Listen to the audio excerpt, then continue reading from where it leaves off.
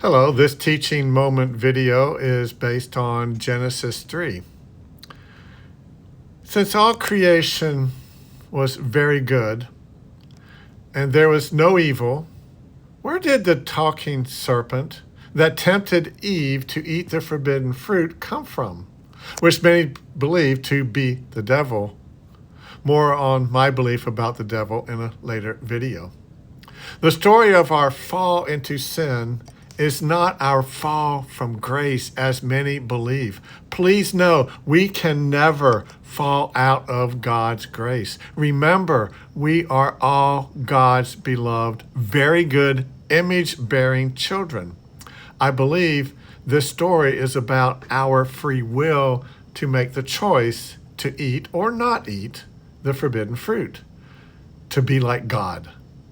Instead of blaming a talking serpent or devil, we are to take ownership of our actions. We are to confess our sins, which Adam and Eve never did.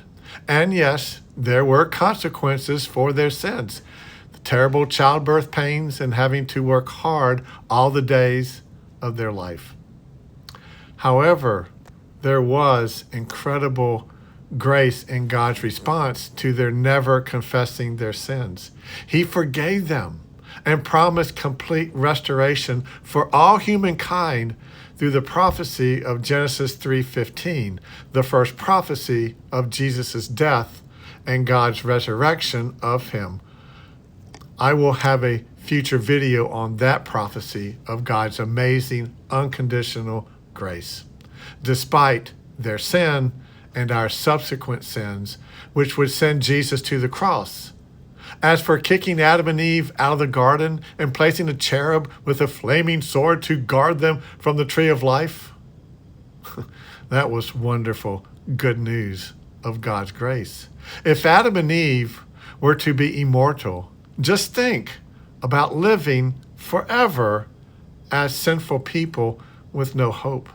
As difficult as it is to live in our world now, how much more horrific would our lives, our world be living that way forever?